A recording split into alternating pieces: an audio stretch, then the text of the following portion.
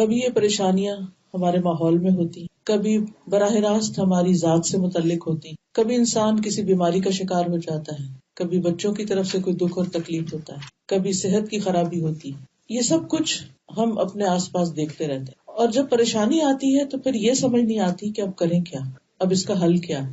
تو سب سے پہلے تو ہم مختصراً یہ دیکھیں گے کہ پریشانیاں آتی کیوں، ہماری زندگی میں مشکلات کیوں آتی، تکلیفیں کیوں آتی. ہم سب یہ اچھی طرح جانتے ہیں کہ اللہ سبحانہ وتعالیٰ نے اس دنیا میں ہمیں آزمانے کے لیے بھیجا ہے، کہ ہمارا امتحان لیا جائے. کس بات کا؟ کہ ہم میں سے کون اچھے کام کرتا ہے. عام حالات میں ہم اچھے کام کرتے رہتے ہیں جتنا بھی ہمیں معلوم ہوتا ہے، لیکن جب ہمیں کوئی مشکل آتی ہے تو اس میں پھر دو طریقے ہوتے ہیں. یا تو ہم پہلے سے زیادہ اچھے ہو جاتے ہیں، اللہ سبحانہ وتعالیٰ کی طرف رجوع کرتے ہیں، اللہ سے دعائیں کرتے ہیں، صدقہ خیرات کرتے ہیں، نیک اعمال کرتے ہیں، ذکر اذکار کرتے ہیں، اور ہم اللہ تعالیٰ کے زیادہ قریب ہو جاتے ہیں، اور ایک طرح سے ہم اس امتحان میں کامیاب ہو جاتے ہیں. اور بعض اوقات ایسا بھی ہوتا ہے، بعض لوگ اللہ سے ناراض ہو جاتے ہیں اور جو کچھ کر رہے ہوتے ہیں وہ بھی چھوڑ دیتے ہیں اور وہ سیدھی راہ سے بہت دور نکل جاتے ہیں. تو ہمیں یہ یاد رکھنا چاہیے کہ یہ دنیا امتحان کے لیے ہے، اور اس میں انسان کا مختلف طریقوں سے امتحان ہوتا رہے گا. اللہ سبحانہ وتعالیٰ نے قرآن مجید میں خود بھی فرمایا وَلَنَبْلُوَنَّكُمْ بِشَيْءٍ مِّنَ الْخَوْفِ وَالْجُوعِ وَنَقْصٍ مِّنَ الْأَمْوَالِ وَالْأَنفُسِ وَالثَّمَرَاتِ وَبَشِّرِ الصَّابِرِينَ الَّذِينَ إِذَا أَصَابَتْهُمْ مُصِيبَةٌ قَالُوا إِنَّا لِلَّهِ وَإِنَّا إِلَيْهِ رَاجِعُونَ أُولَٰئِكَ عَلَيْهِمْ صَلَوَاتٌ مِّن رَّبِّهِمْ وَرَحْمَةٌ وَأُولَٰئِكَ هُمُ الْمُهْتَدُونَ. ہم ضرور تمہیں آزمائیں گے ساتھ کسی بھی چیز کے، خوف میں سے، بھوک میں سے، مال، جان، پھلوں کی کمی میں سے، اور خوشخبری دے دیجیے صبر کرنے والوں کو کہ جب ان پہ مصیبت آتی ہے تو وہ کہتے ہیں انا للہ و انا. ایسے لوگوں پر رب کی رحمتیں ہوتی، نوازشیں ہوتی، اور ایسے لوگ ہدایت یافتہ ہوتے ہیں، یعنی اپنے امتحان میں کامیاب ہو جاتے ہیں. تو پہلی بات تو یہ کہ یقینی طور پر تکلیفیں آئیں گی، ایک ختم نہیں ہوتی تو ایک اور آگے آ جاتی ہے، ایک امتحان سے انسان نکلتا ہے تو ایک دوسرا امتحان آ جاتا ہے. دوسری اہم بات یہ ہے کہ بعض اوقات تکلیفیں انسان کے اپنے ہاتھ کی کمائی کا نتیجہ ہوتی. قرآن مجید میں آتا ہے وَمَا أَصَابَكُم مِّن مُّصِيبَةٍ فَبِمَا كَسَبَتْ أَيْدِيكُمْ وَيَعْفُو عَن كَثِيرٍ. اور جو بھی تمہیں کوئی مصیبت پہنچی تو اس کی وجہ یہ ہے جو تمہارے ہاتھوں نے کمایا، اور وہ بہت سی چیزوں سے درگزر کر جاتا ہے. تو بہت دفعہ ہم پر آنے والی کوئی مصیبت، کوئی تکلیف، کوئی دکھ، کوئی بیماری، کوئی غم ہمارے اپنے گناہوں کا نتیجہ ہوتا ہے، ہمارے اپنے اعمال کی وجہ سے ہوتا ہے. اب اس میں انسان کو پہچاننے کی ضرورت ہوتی ہے کیونکہ عموماً جو تکلیف ہوتی ہے وہ عمل سے ملتی جلتی ہوتی.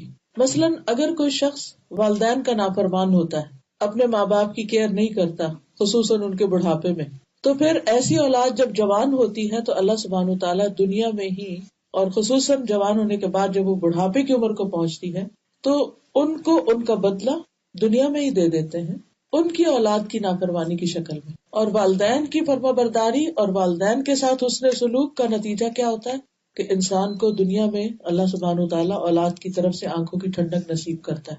اسی طرح ہم دیکھتے ہیں کہ بعض بیماریاں، ان میں کیا ہوتا ہے، جسمانی بیماریاں جیسے ہم اپنی جان پر خود ہی ظلم و زیادتی کرتے ہیں، ایسی چیزیں کھا لیتے ہیں یا پھر کوئی ایسے کام کرتے ہیں کہ جس کی وجہ سے ہمارا جسم بیمار پڑ جاتا ہے. تو ہمارے اپنے ہاتھوں کی کمائی.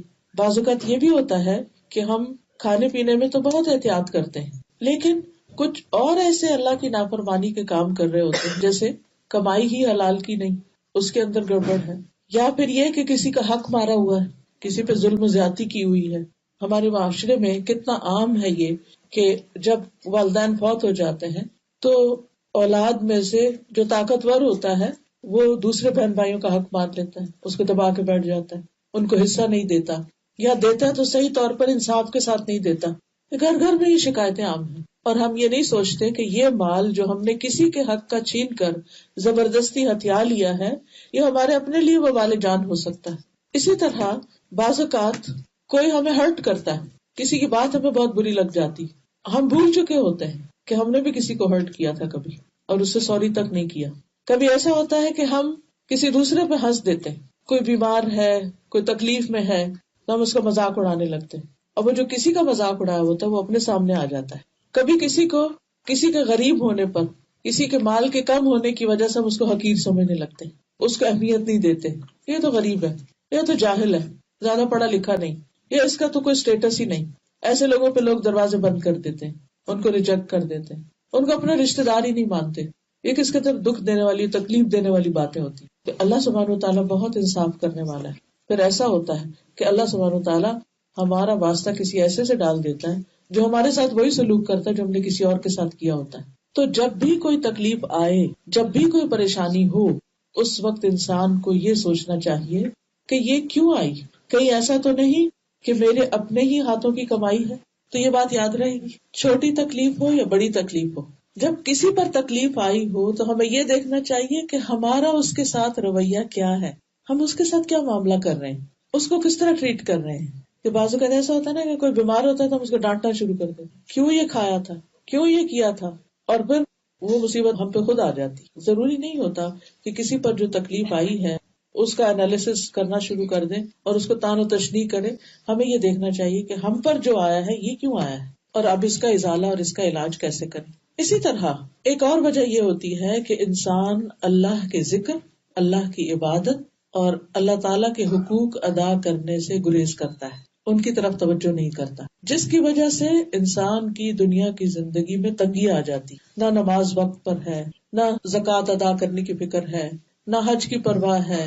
یعنی اللہ سبحانہ تعالیٰ کے ذکر کی، اللہ کی یاد اور اللہ کے حقوق کی جتنی بھی قسمیں ہیں ان میں کوتاہی بھی انسان کے لیے مشکلات کا باعث بنتی ہے. ایسا کیوں ہوتا ہے؟ کیونکہ اللہ سبحانہ تعالیٰ اپنے بندے پر مہربان ہے. وہ چاہتا ہے کہ آخرت کی تکلیف سے پہلے دنیا کی تکلیف میں مبتلا ہو کر یہ شخص واپس پلٹ آئے، توبہ کرے، اللہ کی طرف رجوع کرے، اللہ کا ذکر کرے، اللہ کو یاد کرے. قرآن مجید میں آتا ہے وَمَنْ أَعْرَضَ عَنْ ذِكْرِي فَإِنَّ لَهُ مَعِيشَةً ضَنْكًا وَنَحْشُرُهُ يَوْمَ الْقِيَامَةِ أَعْمَى. جو کوئی میرے ذکر سے منہ موڑے گا میں اس کی زندگی تنگ کر دوں گا اور قیامت کے دن اس کو اندھا اٹھاؤں گا. تو اللہ کی یاد سے منہ موڑنا، اللہ کی یاد سے بے پرواہ ہونا، اللہ کی کتاب کو چھوڑ دینا انسان کے لیے مشکلات اور پریشانیوں کا باعث بنتا ہے. کیونکہ جب انسان اللہ کی یاد سے منہ موڑتا ہے تو اس کی وجہ سے شیطان اور برے ساتھی اس پہ مسلط ہو جاتے ہیں.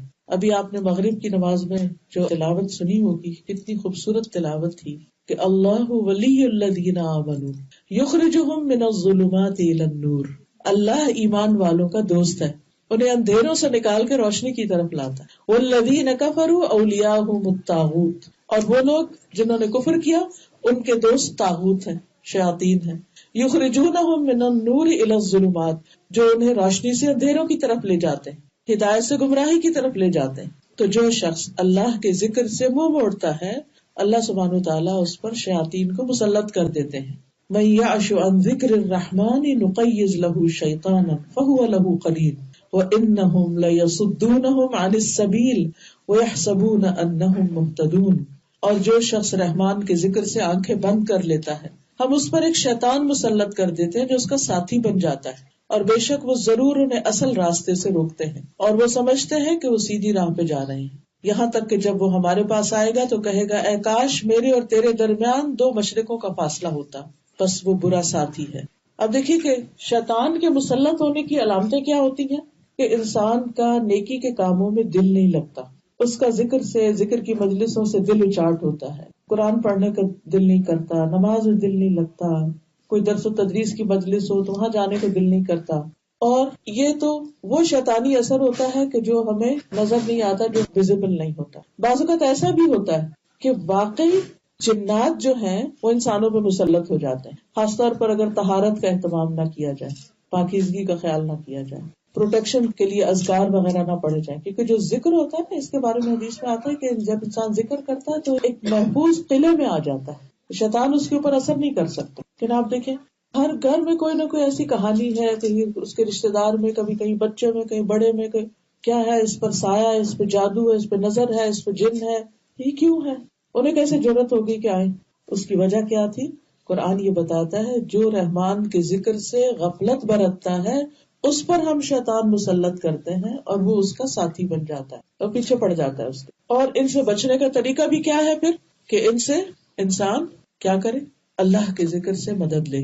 پھر اسی طرح جب انسان اللہ کی عبادت سے روگردانی کرتا ہے تو انسان کی محتاجی اور فقر اس کے احساس میں اضافہ ہو جاتا ہے کہ میرے پاس کچھ نہیں.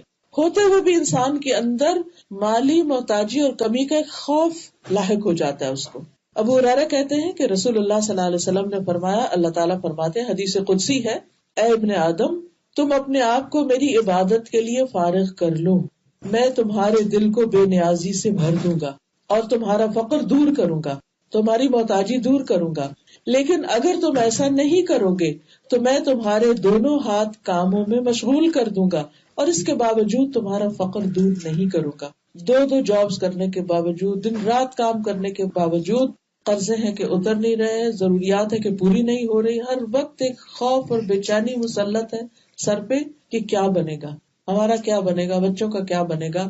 اور اس کے پیچھے بھی وجہ کیا ہوتی ہے جو عام طور پر ہم جان نہیں پاتے، کہ ہم اپنے فرائض میں، اپنی عبادات میں کمی کر رہے ہوتے ہیں. جب انسان اللہ کا حق دیتا ہے نا تو اللہ تعالیٰ اس بندے کے دل کے اندر ایک اطمینان اور ایک غنا پیدا کر دیتا ہے، تھوڑے میں بھی اس کو اطمینان نصیب ہو جاتا ہے اور اس کے لیے رزق کے دروازے بھی کھول دیتا ہے، کیونکہ ساری رزق کی کنجیاں تو اسی کے ہاتھ میں ہیں. وَلِلَّهِ خَزَائِنُ السَّمَاوَاتِ وَالْأَرْضِ، اللہ ہی کے پاس ہے، اللہ ہی کے لیے ہیں خزانے آسمان و زمین کے. وَعِندَهُ مَفَاتِحُ الْغَيْبِ لَا يَعْلَمُهَا إِلَّا هُوَ، اس کے پاس غیب کی کنجیاں ہیں جن کو اس کے سوا کوئی جانتا بھی نہیں، یعنی اس نے وہ کچھ رکھا ہوا ہے کہ جس کے بارے میں اس کے سوا کسی کو بھی نہیں پتا ان خزانوں کا. وَإِن مِّن شَيْءٍ إِلَّا عِندَنَا خَزَائِنُهُ وَمَا نُنَزِّلُهُ إِلَّا بِقَدَرٍ مَّعْلُومٍ، کوئی چیز ایسی نہیں کہ جس کے ہمارے پاس خزانے نہ ہو، ڈھیروں ڈھیر ہے، لیکن ہم اس کو ایک مخصوص اندازے اور ایک مقدار کے مطابق اتارتے ہیں. اللہ کے پاس کسی چیز کی کمی نہیں، کمی ہم میں ہے کہ ہم اس کی طرف سچے دل سے رجوع نہیں کرتے. پھر اسی طرح ایک حدیث سے یہ پتہ چلتا ہے کہ جو شخص صرف دنیا کی فکر میں مشغول رہتا ہے، اس کا ہم و غم اور پریشانی اور فکر ہر وقت دنیا دنیا دنیا ہے، تو اللہ تعالیٰ اس سے بے نیاز ہو جاتا ہے، کیونکہ وہ اللہ کو بلا کر صرف دنیا کا غلام بن جاتا ہے. نبی صلی اللہ علیہ وسلم نے فرمایا، جو اپنے غموں کو ایک ہی غم بنا لے، یعنی آخرت کا غم، آخرت کا فکر، تو اللہ تعالیٰ اس کے دنیا کے غموں سے اس سے کافی ہو جائے گا. یعنی جسے آخرت کا غم لگ جاتا ہے، اللہ تعالیٰ اسے دنیا کے غموں سے بے نیاز کر دیتے ہیں، اس کے دنیا کے غم دور کر دیتے ہیں، کیونکہ اس کو ایک بڑی فکر لگی ہوئی. تو یہ چھوٹی چھوٹی چیزیں اس کو بادر نہیں کرتی، وہ کہتا کوئی بات نہیں، یہ چیز نہیں ہے، یہ ختم ہو گیا، سب کچھ ختم ہونے والا ہے، سب جانے والا ہے. فکر کرنی چاہیے وہاں کی کہ وہاں کچھ نہ ہوا تو کوئی دینے والا نہیں ہوگا پھر. اور فرمایا کہ اور جس کو پریشانیاں ادھر ادھر بھٹکا کر لے جائیں، اللہ اس کی پرواہ نہیں کرے گا کہ وہ دنیا کی کس وادی میں ہلاک ہو کر گرتا ہے، کہاں جاتا ہے. اس لیے حالات کیسے بھی ہوں، رجوع اللہ ہی کی طرف کرنا چاہیے، مدد اسی سے مانگنی چاہیے، توجہ اسی کی طرف کرنی چاہیے، کیونکہ مشکل آسان بھی وہی کرنے والا ہے. پھر اسی طرح جب انسان دنیا کی حرص زیادہ رکھتا ہے، دنیا کی محبت زیادہ رکھتا ہے، تو اس سے اللہ کی محبت میں بہرحال کمی آتی ہے. نبی صلی اللہ علیہ وسلم نے فرمایا، قیامت قریب آ چکی ہے، لیکن لوگوں میں دنیا کی حرص ہی بڑھے گی. یعنی جو زندگی بڑھتی جاتی ہے، انسان کی بڑھاپے کی طرف جاتا ہے، تو دنیا کی حرص کم نہیں ہوتی. اسی طرح ہم سب کہتے ہیں کہ اب آخری زمانہ آ گیا ہے اور یہ سب، لیکن اس کے باوجود ہر دور میں، ہر آنے والے دور میں پچھلے سے زیادہ دنیا کی محبت اور مادہ پرستی اور دنیاوی عیش و عشرت کی زیادتی اور ان کو فراہم کرنے کے جو انتظامات ہیں ان کی طرف ہم سب کی فکر زیادہ ہوتی. اور پھر اس بات سے بھی ڈرنا چاہیے کہ اگر ہم اللہ کو ناراض کر کے جی رہے ہیں اور پھر بھی ہماری زندگی میں کچھ خوشحالی ہے، پریشانی اور فکر نہیں، کہ ہم یہ کہہ سکتے ہیں کہ نہیں ہم تو اپنی مرضی سے ہی ذکر اذکار نماز کرتے ہیں اور پھر بھی ہمیں تو کوئی ایسی بڑی بات نہیں، تو یہ اللہ تعالیٰ کی طرف سے ایک ڈھیل ہوتی ہے. اس کو استدراج کہتے ہیں کہ اللہ تعالیٰ بندے کو ڈھیل دیتا ہے کہ بندے جب اللہ تعالیٰ کو بھولتے جاتے ہیں، اللہ تعالیٰ اتنی دنیا ان پہ فراخ کرتا چلا جاتا ہے اور پھر ایک وقت آتا ہے کہ اچانک پکڑ لیتا ہے. اس لیے اگر نافرمانیوں کے باوجود رزق میں اضافہ ہو رہا ہے، اللہ سے دوری کے باوجود دنیا آسان ہو رہی ہے، تو اس کو بھی اپنے لیے خوش قسمتی کی علامت نہیں سمجھنا چاہیے، کیونکہ کسی وقت بھی پکڑ آ سکتی ہے، کیونکہ اللہ کی نافرمانی میں کوئی خیر نہیں، کوئی کامیابی نہیں. تو اصل میں پھر مشکلات کا حل، تکلیفوں سے نجات، یہ صرف اللہ کی طرف رجوع کرنے میں ہی ہے. تو پھر کرنا کیا چاہیے ہمیں؟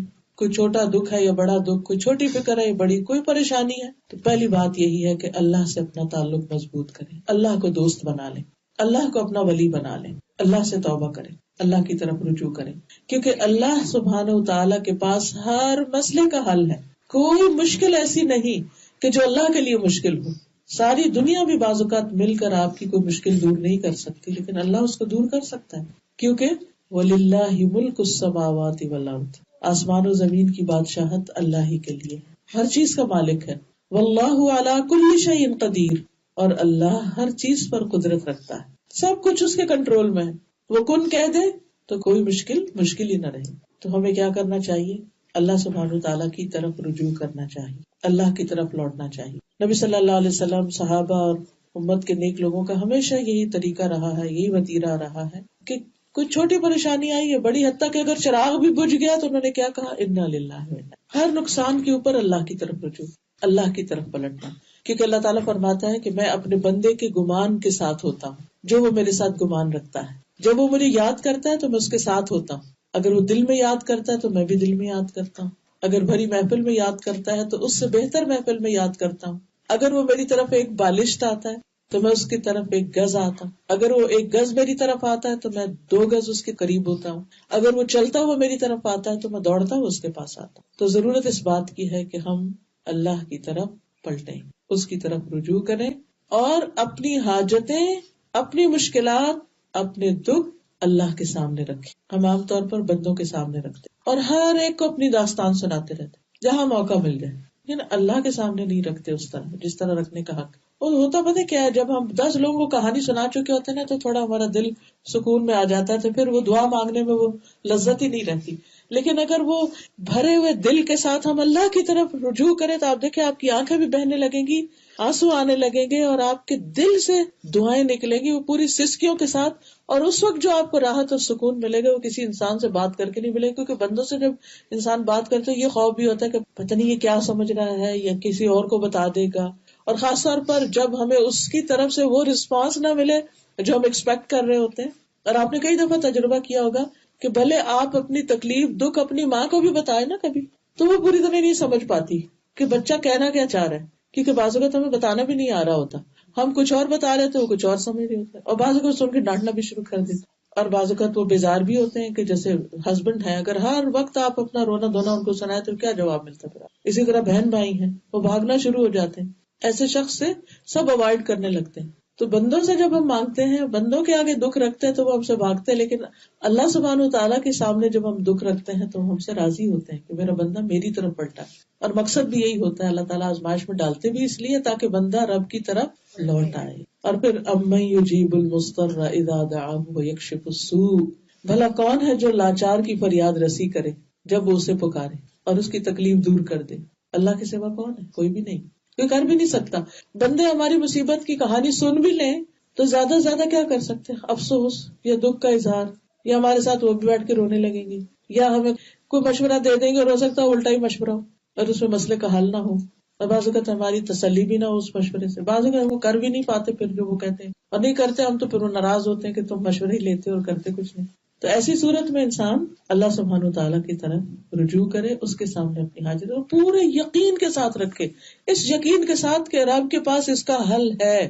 اس سے زیادہ یقین کے پاس جتنا آپ کسی بندے کے پاس جاتے ہیں اپنا مسئلہ لے کر کہ یہ حل کر دے گا، اس سے زیادہ یقین ہونا چاہیے کہ اللہ سبحانہ تعالیٰ تکلیف دور کر دے گا. رسول اللہ صلی اللہ علیہ وسلم نے فرمایا، جسے انتہائی شدید حاجت آ پڑے اور اس نے اسے لوگوں پہ پیش کر دیا تو اس کی وہ حاجت دور نہ ہوگی، اور جس نے اسے اللہ پر پیش کیا تو ان قریب اللہ اسے بے پرواہ کر دے گا.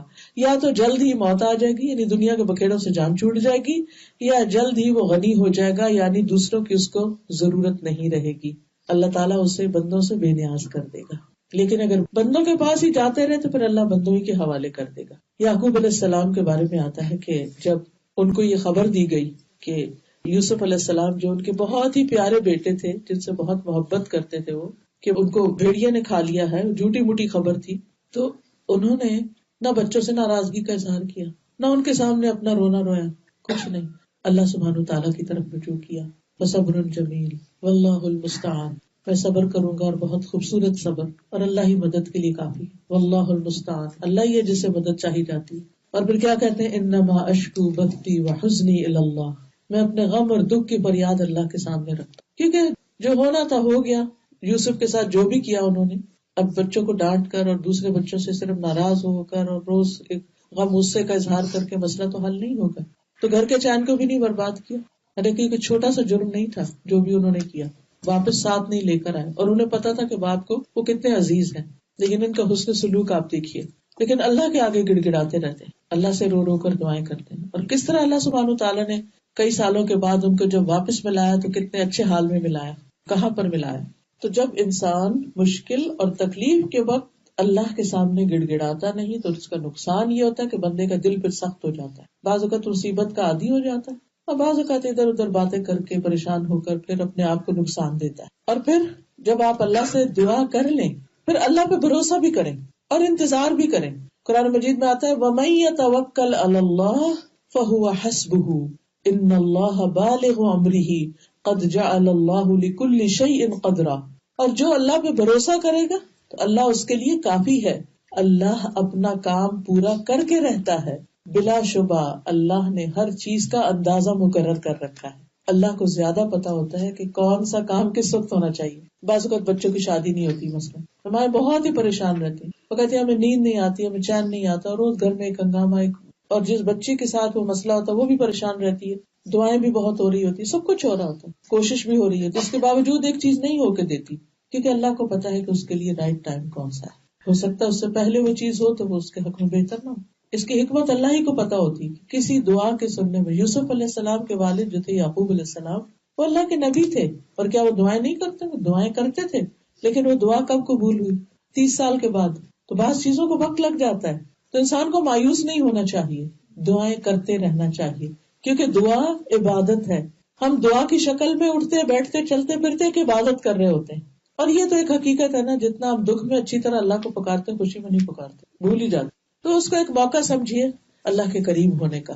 پھر اسی طرح دوسری چیز، دوسرا کام جو کرنے کا ہے وہ ہے نمازوں کی حفاظت. نبی صلی اللہ علیہ وسلم پر جب کوئی تکلیف پریشانی آتی سب سے پہلے اللہ کی طرف رجوع کرتے. کس شکل میں؟ نماز کی شکل. نماز کے لیے دوڑتے.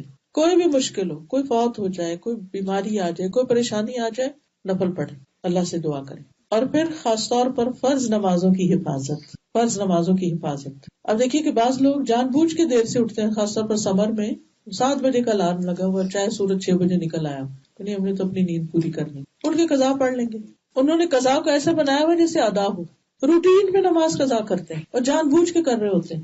ہر روز اللہ کی نافرمانی سے دن کا آغاز ہو رہا ہے تو کیا اس میں شامت نہیں آئے گی؟ اگر آپ کا بچہ ہر روز اسکول لیٹ جائے، ہر روز لیٹ جائے اور ایک پورا پیریڈ قضا کر دے ہر روز، تو کوئی پوچھے گا نہیں؟ اس کا کوئی نقصان نہیں ہوگا؟ آپ کہ نہیں وہ ہم لے لیں گے کام اور گھر میں شام کو کر لے گا. نہیں، ہر کام کا ایک وقت ہوتا ہے، اور اگر وہ کام اس وقت پر نہ کیا جائے تو اس کے وہ نتائج نہیں نکلتے. تو دن کا آغاز اللہ کے ذکر سے.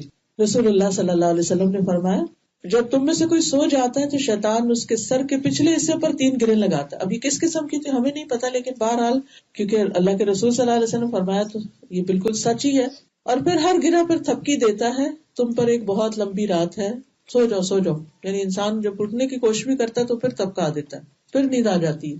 لیکن جب انسان صبح کے وقت اٹھ جاتا ہے، اٹھ کر اللہ کا ذکر کرتا ہے، دعا پڑھتا ہے، الحمدللہ الذی احیانا بعد ما اماتنا والیہ النشور، تو ایک گرہ کھل جاتی. وضو کرتا ہے دوسری گرہ کھل جاتی. نماز پڑھتا ہے ساری گرہیں کھل جاتی، اور انسان حشاش بشاش ہو کر دن کا آغاز کرتا ہے. ورنہ اس کی صبح نفس کی خباثت اور سستی کے ساتھ ہوتی. آدھا دن تو وہ سستی دور کرنے میں گزر جاتا ہے.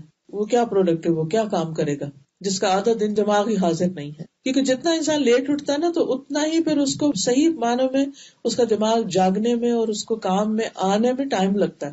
تو اگر آپ ارلی جاگتے ہیں نا تو پھر صبح کے جو اول بابرکت وقت ہوتا ہے اس میں آپ کا دماغ زیادہ بہتر کام کر رہا ہوتا ہے، اور آپ جب جلدی کام شروع کرتے ہیں تو اس میں برکت ہوتی ہے اس وقت میں، اور کام جلدی مکمل بھی ہو جاتا ہے. پھر اسی طرح جب انسان نماز پڑھتا ہے تو اس سے اللہ کی رحمت ملتی ہے انسان کو. قرآن پاک میں آتا ہے وَأَقِيمُوا الصَّلَاةَ وَآتُوا الزَّكَاةَ وَأَطِيعُوا الرَّسُولَ لَعَلَّكُمْ تُرْحَمُونَ. نماز قائم کرو، زکوٰۃ ادا کرو، اور رسول کا حکم مانو تاکہ تم رحم کیے جاؤ، تم پہ رحمت ہو. تو نماز کی ادائیگی اللہ سبحانہ وتعالیٰ کی رحمت حاصل کرنے کا ذریعہ ہے. رسول اللہ صلی اللہ علیہ وسلم نے فرمایا جب تم میں سے کوئی آدمی نماز کے لیے کھڑا ہوتا ہے تو رحمت الہی اس کی طرف متوجہ ہو جاتی، یعنی اللہ سبحانہ وتعالیٰ اس بندے کی طرف توجہ فرماتے ہیں. جب انسان نمازوں کی حفاظت کرتا ہے تو اسے اللہ کی حفاظت ملتی ہے. نبی صلی اللہ علیہ وسلم نے فرمایا احفظ اللہ یحفظک، احفظ اللہ تجدہ تجاہک. اللہ کی حفاظت کرو مطلب کیا کہ اللہ کے احکام کی حفاظت کرو، اللہ تمہاری حفاظت کرے. اللہ کی حفاظت کرو یعنی اللہ تعالیٰ کے احکامات مانو، تم اسے اپنے سامنے پاؤ گے، یعنی مدد جلدی آئے گی. نبی صلی اللہ علیہ وسلم نے فرمایا جان بوجھ کے نماز نہ چھوڑا کرو، اس لیے کہ جو شخص جان بوجھ کے نماز چھوڑتا ہے اس سے اللہ کی ذمہ داری ختم ہو جاتی ہے. شیطان اس پہ آ کے حملہ کرے، کوئی اور بلا اس پہ آ کے حملہ کرے، وہ جانے اور اس کا کام جانے. تو خصوصاً فجر کی نماز پڑھنے والا دن بھر اللہ کی حفاظت میں رہتا ہے، شر سے بچا رہتا ہے. حدیث میں آتا ہے، ابن ماجہ کی روایت ہے، جس آدمی نے صبح کی نماز پڑھی وہ اللہ کی ذمہ داری میں ہے. پھر اسی طرح نوافل کی کثرت جو ہے اس سے اللہ کی مدد آتی ہے. فرض نمازوں کے علاوہ، فرض نمازوں کے ساتھ بھی، اور اس کے علاوہ جیسے تہجد کے نوافل ہیں یا اشراق اور چاشت کے نوافل ہیں، یہ انسان کے لیے دن بھر کی ساری ضروریات کے لیے کافی ہو جاتے ہیں. حدیث میں آتا ہے اللہ تعالیٰ فرماتے ہیں، اے ابن آدم تو دن کے پہلے حصے میں میری رضا کے لیے 4 رکعتیں پڑھ لے، میں اس دن کے آخری حصے تک تیری کفایت کروں گا، یعنی تیری ضروریات پوری کر دوں. اور دن کا پہلا حصہ کون سا ہے؟ جب سورج نکلنے کے 15 منٹ بعد سے لے کر زوال سے 15 منٹ پہلے تک، یعنی ظہر کی نماز سے 15 منٹ پہلے تک. اس دوران میں انسان اگر یہ 4 رکعتیں پڑھ لیتا، اگر 4 نہیں بھی تو 2 بھی پڑھ لیتا ہے تو اس کے 360 جوڑوں کا صدقہ ہو جاتا ہے. اور اس میں آپ تجربہ کر کے دیکھ لیجیے، اس نیت اور یقین کے ساتھ آپ پڑھیے تو یہ جوڑوں کے درد اور تکلیف وغیرہ ہیں ان سے نجات ہو جائے گی. کہ جب میں نے اس حدیث کو پڑھا تو میں سے کہتے کہ پہلے بھی کبھی پڑھا تھا جب جوڑوں ووڑوں کے درد نہیں تھے، لیکن جب عمر کے اس حصے میں پہنچے اور دوبارہ اس کو پڑھا تو یوں لگا جیسے بہت بڑا خزانہ ہاتھ آیا. اشراق کی بات کریں، اشراق، اور اگر ذرا دیر سے پڑھے تو چاشت کہتے ہیں اس کو. جب شروع میں پڑھ لیں یعنی سورج نکلنے کے 15 منٹ بعد اگر ہم پڑھ رہے ہیں تو وہ اشراق، شروع کا مطلب ہوتا ہے سورج نکل آیا اس کے بعد. تو آپ دیکھیے کہ جو شخص تہجد پڑھ رہا ہے، پھر اس کے بعد فجر پڑھ رہا ہے، پھر اس کے بعد اشراق پڑھ رہا ہے، تو کتنی اس کی ایکسرسائز ہو چکی ہے سارے جوڑوں کی، اور کتنا ایکٹیو ہو چکا ہے. اور اس کے بعد دن بھر اپنے کام کرے، پھر اس کے بعد ظہر کی نماز، پھر کام، پھر نماز، پھر کام، پھر نماز، پھر کام، پھر نماز، پھر جا کے سو جائے. کتنی ایکٹیو لائف ہے یہ. بہت سی تکلیفوں سے انسان ویسے ہی بچ جاتا ہے اور اللہ کی مدد بھی آتی ہے. تیسری چیز ہے حفاظت کی دعائیں پڑھنا، یعنی نمازوں کے علاوہ ذکر اذکار، اور ذکر اذکار میں بھی حفاظت کی دعائیں، کیونکہ اذکار جو ہیں یہ انسان کو جن و انس کے شر سے محفوظ رکھتے ہیں. ابن کثیر رحمۃ اللہ علیہ کہتے ہیں، تم اذکار کی چادر اوڑھ لو، وہ تمہیں انس و جن کے شر سے بچائے گی، اور اپنی روح یعنی اندر کا جو روح ہے، ہماری دل اور اندر کے جذبات جو ہیں، ان کو استغفار کی موٹی چادر اڑھا دو. یہ چادر تمہیں دن اور رات کے گناہوں سے بچائے گی، ان کا جو شر آنے والا ہے نا گناہ کے بعد. تو جب انسان استغفار کر لیتا تو وہ بلا ٹل جاتی. کیونکہ آپ دیکھیے کہ گناہ کیا ہے، ایسے ہی جیسے اپنے لیے کانٹے بونا، تو جو کانٹے بوئے گا وہ اس کو پھر کاٹیں گے بھی، وہ کانٹے چبھیں گے بھی. تو جب استغفار انسان کرتا ہے تو وہ شر دور ہوتا چلا جاتا ہے، واپس پلٹتا جاتا ہے. ابن القیم رحمہ اللہ کہتے ہیں، صبح شام کے اذکار زرہ کے قائم مقام ہے. پہلے زمانے میں جیسے جنگیں ہوتی تھی نا تو لوہے کا لباس پہن لیتے تھے تو کوئی تلوار تیر اثر نہیں کرتا تھا. تو وہ کہتے ہیں کہ یہ زرہ کے قائم مقام ہے. یہ زرہ موٹی ہوگی ویسے ویسے اس کو پہننے والا متاثر نہیں ہوگا، یعنی جتنی پابندی کرو گے، جتنے اچھے سے وہ دعائیں پڑھو گے، اتنی تمہاری زرہ زیادہ مضبوط ہوگی. بلکہ زرہ کی طاقت یہاں تک پہنچ جائے گی کہ تیر واپس لوٹے گا اور اسی کو جا کر لگے گا جس نے تیر چلایا. صبح شام کے اذکار، یعنی چاہے نظر کا تیر ہو یا پھر جادو کا یا جن کا یا کسی بھی طرح کا، کیونکہ نظر صرف انسانوں کی نہیں لگتی، جنات کی بھی لگتی ہے. تو اس سے پروٹیکشن کس طرح ہو؟ یہ صبح شام کے اذکار سے. بلٹ پروف جیکٹ ہے، بالکل بلٹ پروف جیکٹ کی طرح ہے کہ کوئی گولی مارے تو لگے گی نہیں، اثر نہیں ہو. یہ صبح شام کے جو اذکار، ٹھیک ہے. چاہے جیسے پیریڈز میں نماز نہیں پڑھتے تو اذکار آپ پڑھ سکتے ہیں پھر بھی. اور یہ ان اذکار کے پڑھنے کا وقت سورج نکلنے سے پہلے کا ہے. فجر کی نماز کے بعد سے سورج نکلنے سے پہلے تک کا وقت جو ہے یہ حفاظت کا ہے، بعد میں وہ صرف ذکر رہ جاتے ہیں. اسی طرح شام کے وقت مغرب کی اذان سے پہلے تک، غروب سے پہلے تک، عصر اور مغرب کے بیچ میں پڑھنے کا ٹائم ہے. مغرب کے بعد اگر کوئی پڑھتا ہے تو پھر صرف ذکر رہ جاتا ہے. پروٹیکشن کے لیے ضروری ہے کہ بکرتم و عشیہ پڑھا جائے ان کو. ابن عثیمین کہتے ہیں، صبح شام کے اذکار حفاظت کرنے میں ان لوگوں کے لیے یاجوج ماجوج کی دیوار سے بھی زیادہ مضبوط ہے جو ان کو حضور قلب کے ساتھ پڑھتے ہیں. تو کسی نے ان کو زرہ سے تشبیہ دی، کسی نے یاجوج ماجوج کی دیوار سے، اور کسی نے ان کو موٹی چادر سے. تو بہرحال مطلب یہ ہے کہ جو شخص یہ صبح شام کی دعائیں پڑھے گا وہ مصیبتوں سے حفاظت میں رہے گا. خصوصاً یہ دعا، بسم اللہ الذی لا یضر مع اسمہ شیء بالارض ولا فی السماء وهو السمیع العلیم. 3 دفعہ صبح اور 3 دفعہ شام. عثمان بن عفان کہتے ہیں کہ میں نے رسول اللہ صلی اللہ علیہ وسلم سے سنا، آپ فرماتے تھے جس نے شام کو 3 بار یہ دعا پڑھ لی اسے صبح تک کوئی مصیبت اچانک نہیں آئے گی، اور جس نے صبح کے وقت یہ پڑھ لی اسے شام تک کوئی اچانک مصیبت نہیں آئے گی. راوی کہتے ہیں کہ اس حدیث کے روایت کرنے والے ابان کو فالج ہو گیا، تو جن کو وہ حدیث سنا رہے تھے وہ حیرانی سے دیکھ رہے تھے کہ آپ مجھے تو یہ سنا رہے ہیں تو آپ کو کیسے فالج ہو گیا. تو انہوں نے کہا کہ مجھے کیا دیکھتے ہو، اللہ کی قسم میں نے عثمان رضی اللہ عنہ پر جھوٹ نہیں بولا، اور عثمان رضی اللہ عنہ نے نبی صلی اللہ علیہ وسلم پر جھوٹ نہیں بولا، یعنی روایت بالکل سچی ہے. لیکن جس دن مجھے یہ فالج ہوا اس دن میں غصے میں تھا اور یہ کلمات پڑھنا بھول گیا تھا. بعض اوقات ایسا ہوتا ہے نا کہ صبح کے وقت بہت جلدی جلدی میں کام ہوتے ہیں اور ہم بچوں کو بھی ڈانٹ رہے ہوتے ہیں، جلدی اٹھا رہے ہوتے ہیں نماز کے لیے، ان کو بھی بار بار اٹھاتے اپنے اذکار کا وقت نکل جاتا ہے. تو ان کے ساتھ بھی کچھ ایسا ہوا کہ وہ ان کے ذہن سے ہی نکل گیا. اسی طرح ابو ہریرہ کہتے ہیں کہ ایک آدمی نے نبی صلی اللہ علیہ وسلم کی خدمت حاضر ہو کر عرض کیا، اے اللہ کے رسول مجھے رات بچھو نے کاٹ لیا تھا. آپ نے فرمایا اگر تم شام کے وقت اعوذ بکلمات اللہ التامات من شر ما خلق پڑھ لیتے تو تمہیں یہ تکلیف نہ پہنچاتا. اور یہ دعا جو ہے جب بھی کسی نئے علاقے میں جائیں، کسی نئے شہر میں جائیں، جنگل میں جائیں، جیسے آپ سمر میں واک کرتے ہیں، کسی ٹریل پر گزر رہے ہوتے ہیں، یا تو پڑھ کے اس پہ اتریے. دن کو بھی پڑھ سکتے ہیں. پھر اسی طرح نبی صلی اللہ علیہ وسلم نے فرمایا جو شخص دن میں 100 مرتبہ یہ دعا پڑھے گا، لا الہ الا اللہ وحدہ لا شریک لہ لہ الملک ولہ الحمد وہو علی کل شیء قدیر، تو اسے 10 غلام آزاد کرنے کے برابر ثواب ملے گا. 100 نیکیاں اس کے نام اعمال میں لکھی جائیں گی، 100 برائیاں اس سے مٹا دی جائیں گی. اس روز دن بھر یہ دعا شیطان سے اس کی حفاظت کرتی رہے گی یہاں تک کہ شام ہو جائے، اور کوئی شخص اس شخص سے بہتر عمل نہیں لے کر آئے گا مگر وہ جو اس سے زیادہ یہ دعا پڑھے. یعنی اس کا نامہ اعمال سب سے خوبصورت اور سب سے وزنی اور سب سے بہترین ہوگا قیامت کے دن. اسی طرح صبح شام آیت الکرسی پڑھنا، یعنی ویسے تو ہم ہر نماز کے بعد پڑھتے ہیں، لیکن مغرب سے پہلے جیسے اذکار کے ساتھ اگر ہم پڑھ لیں تو یہ صبح شام آیت الکرسی پڑھنے والا جو ہے وہ اللہ کی پناہ میں رہے گا. صبح پڑھے تو شام تک، شام کو پڑھے تو صبح تک. پھر اسی طرح قل هو اللہ احد، قل اعوذ برب الفلق، قل اعوذ برب الناس 3 بار. جو شخص 3 بار یہ تینوں کل پڑھ لیتا ہے تو اس کے بارے میں ایک روایت میں آتا ہے، معاذ کہتے ہیں کہ ہم ایک بارش والی سخت اندھیری رات میں نکلے، ہم رسول اللہ صلی اللہ علیہ وسلم کو ڈھونڈ رہے تھے تاکہ وہ ہمیں نماز پڑھائیں. چنانچہ ہم نے آپ کو ڈھونڈ لیا تو آپ نے فرمایا کیا تم نے نماز پڑھ لی؟ تو معاذ کہتے ہیں میں چپ رہا. آپ نے فرمایا کہو، تو بھی میں کچھ نہ بولا. آپ نے فرمایا کچھ کہو، پھر بھی میں چپ رہا. یعنی ایک طرح سے مجھے خوف اور دہشت اور ڈر سا تھا میرے اوپر.